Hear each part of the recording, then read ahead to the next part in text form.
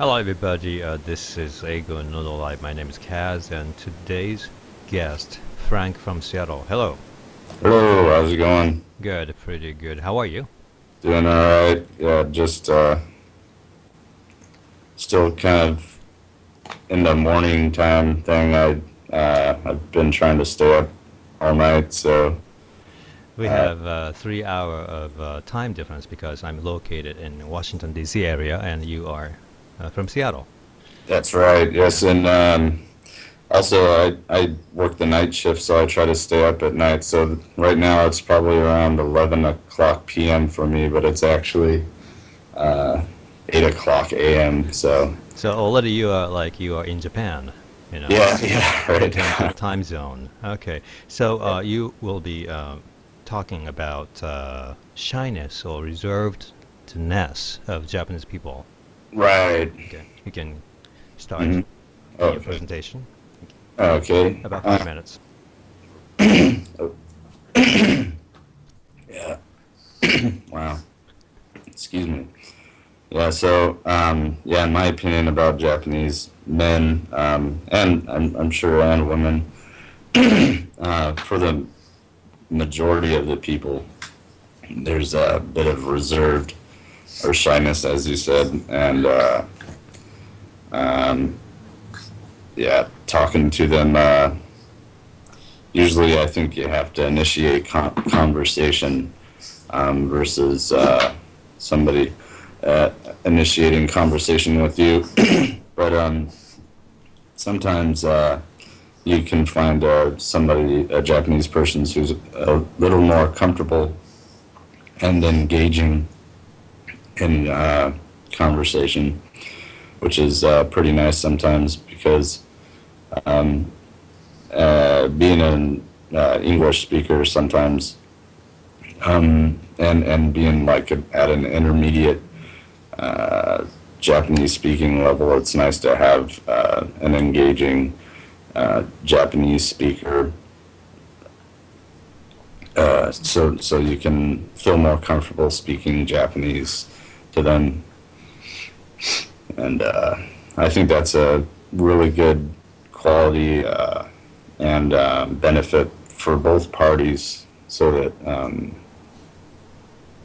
have a more comfortable communication, and which would allow greater learning.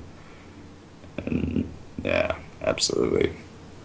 But yeah, as far as gender goes, in my experience, yeah, I yeah, it might be a little more of the same. No, yeah, yeah. As far as reservedness comes, when speaking, um, yeah, I think it may uh, vary with age, though, because I think maybe some of the younger generation might be a little more willing to be outgoing and speak, um, or try to speak English and or get to know somebody, in my opinion. All right. Should I start asking you questions? Oh, sure. Okay, so a lot of Japanese people who are learning English, they say that they have to speak English, they don't know what to say at situations like party, reception, gathering with friends. Do you have any advice for them? And I mean, how is it possible that you don't know what to say? You just, I Right. guess, need to say whatever you say in Japanese and carry it over to English. Right, Y- right. Yeah, yeah, totally. I'm with you. Yeah. There must be some nervousness, um, and a lot of the Japanese people I've spoke with, um, they're pretty hesitant because they're afraid of making mistakes with their English. Um, But as far as not knowing what to say, if you, my suggestion would be just to before you go to like a party or something, write down some topics and on a piece of paper, and when you go to the bathroom or something, read them, and then come out and look for maybe somebody who's sociable, not somebody who is, or maybe even the opposite, somebody who's sitting down not talking to anybody. Maybe they need somebody to talk to, but you could, I don't know, try them both. But, Yeah, kind of suggesting that you kind of find somebody, right, look at yeah, them, and what kind of guy is this or girl right, is this?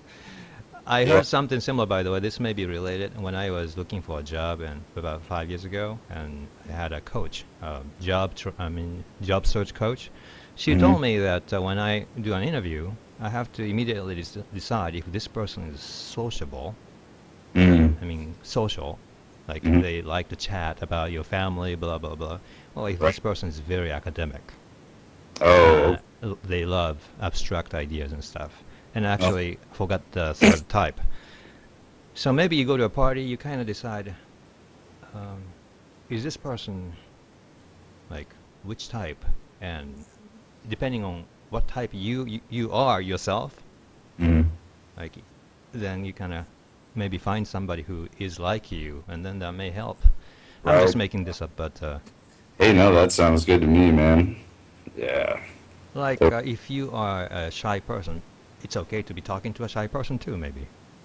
yeah. Okay. Yeah, totally. Probably open up a lot easier, and yeah, ask what do you do for fun, or where about do you live, or what do Yeah, you think about this area, or are there any cool bars or whatever? And then, yeah, of course, if you're a drinker and you know say, oh, well, we should go to the bar and get some drinks sometime, and with a little bit of liquor, of course, the your inhibitions leave you, and you're able to open up and talk more, and both would um, feel more comfortable with any language mistakes. Um, yeah. if I can't see. Maybe it's just speaking with Japanese people, speaking English. It's like mistakes aren't. I don't judge or anything. If anything, I just try to help. If they want to me to correct their Japanese or something. Maybe it's more about changing their mental attitude rather than correcting their grammar mistakes, because Yeah. we are not really listening to grammar mistakes. Right. Right. As long as you know what the subject is and you Yeah. know what happens to him or her, like a certain kind of action, verb, you don't really. If I say, for example, he sing a song really well, Right. do you Right. care just because I didn't put s at the end of the verb? Right. You know? Exactly. Exactly. Yeah. Yeah. And that's not the case. Yeah, the majority of Americans won't care if you're making a mistake. No. It's so strange, but it is a strange thing to say, but Japanese people, including myself before, uh, we feel like we're being judged or something, right? Oh, Americans or any people of any nationality, we are not very judgmental. We mm-hmm. just want to have fun at a reception, for example. We are there Right, to make friends. right, Yeah, so it really takes a really drastic, yeah, change of your way of thinking. right. Just Yeah, relax and. yeah. Best thing. Yeah, and yeah, definitely relax. Yeah, just go for it, and with repetition, you eventually those barriers will subside, and um, you'll be able to more effectively and readily engage conversation with a random person at a social event or party. I have a next question. I was thinking when I was listening to your story, maybe there may be a sense of humor difference, and we feel intimidated. Maybe I Okay. say this, but maybe it's not funny for them, or they say something funny, and Japanese people may not get it. Kind of. Do you have a sense of how sense of humor may be different in Japan and in the U.S.? Yeah, yeah, I could say that. Like, yeah, I could agree with that. But a sense of it, uh, yeah, just because watching like the what's it called, the comedy with the two people, Manzai. Manzai, yeah, with downtown and such. Um, Downtown. You it, know it, them. You know really well. I mean, who are out there? I guess. yeah, I like Japanese comedy. Of course, it's kind of hard to understand because they're speaking quickly, and a lot of the time it's in Osaka dialect, so you can't understand very much. But with the subtitles, and then you can hear and kind of piece it together. Um, but still, I think it's really funny. There's a lot of physical humor, hitting each other Yeah. for in Japanese comedy and stuff, and that's pretty funny to me. Are you saying there is not much physical humor in American or Western comedy? I wouldn't say as much. Yeah, because since there's the two people, usually in U.S. comedy, yeah, it's always just one person on stage doing his routine or his what is it called? His comedy bit. What do you think is the reason why in Japan we have usually a stand-up comedy of two persons talking, but in That's America usually it's one person? Yeah, that's a good question. It's I remember hearing something about how it goes back to the time. Excuse me, going back to the time when in America usually there was that two-person comedy, and so maybe it just held like a trend, kind of like baseball in Japan.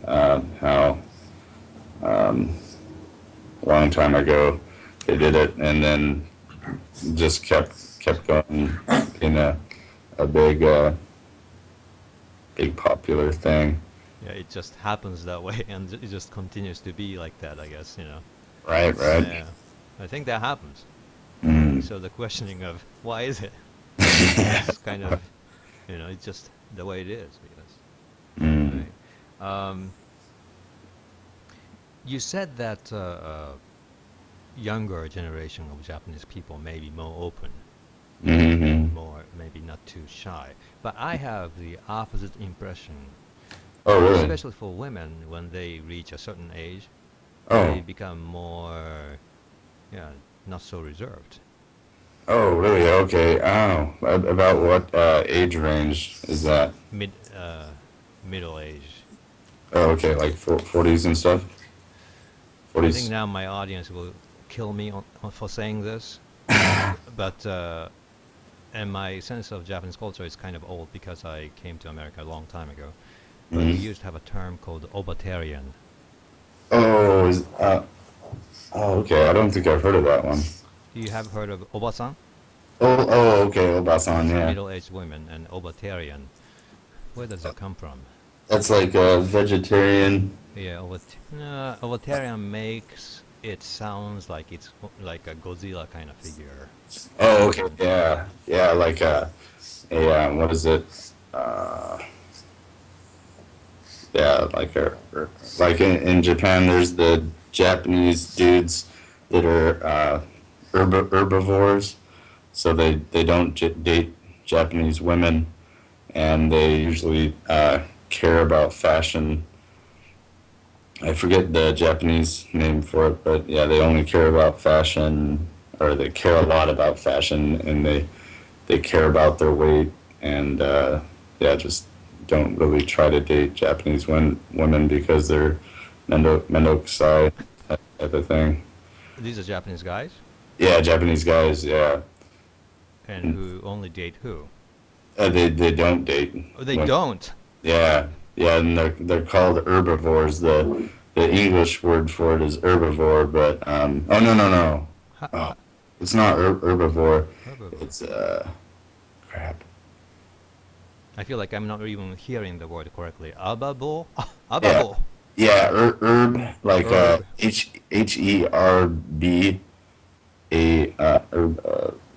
VORE herbivore. It's like a Herbivore. yeah. That's an animal that only eats leaves, grass. Grass-eating animals. 草食動物。草食系. Yeah. Okay, but omnivore.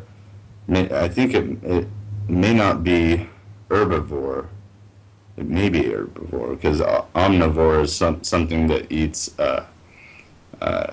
meat and Okay. greens. So the idea is that young guys are increasingly becoming more kind of docile and quiet, and they don't take actions on their own when it comes to dating. Right, out of preference, I think, and yeah, and I don't know if it's the like dating has became too expensive. And Japanese women have become unattractive, you know, in terms of like maintaining a relationship, like what their expectations are, you know, in terms of marriage, children, and a house, and the male job situation, and working long hours to support a child, their education, a house, and a wife is what I think is the deterrent. Maybe I'm not sure exactly if that's actually the case, but that's my assumption. What they need is a dating coach in Japan. Hey, there you go. Yeah. Yeah, but one thing that I admire about Japan is the those single dating parties or whatever, where a bunch of single people. Oh, like 5 person versus 5 persons kind of gokon. Yeah. Yeah, that'd be cool if that was in America. I wouldn't mind that action. You know what's interesting about gokon in the context of our conversation? We started talking about shyness and about Japanese people, but gokon really removes that. Oh, okay. We in Japan, in our culture, sometimes we call something with a neat name, and then all of a sudden it's okay to do that. Like it's gokon, so we don't have to be shy. Oh, really? Oh, wow. Wow, that's Yeah. cool. Oh, it's gokon. We're supposed to. So it's like, let's call it something, and then we Mm, kind of have expectation of mm, roles to play. I'm mm, here for gokon. Why not just be, breaks outgoing? Yeah, down those barriers. yeah.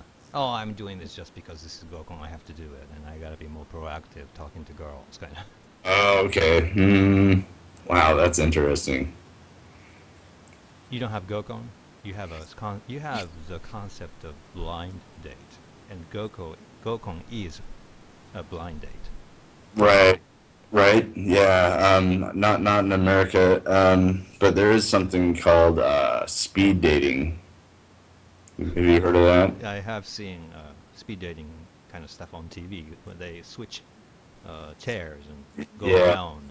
Yeah, 2 minutes or whatever. Yeah. So, yeah, there's that here. That's, I guess, the English or American equivalent. Yeah.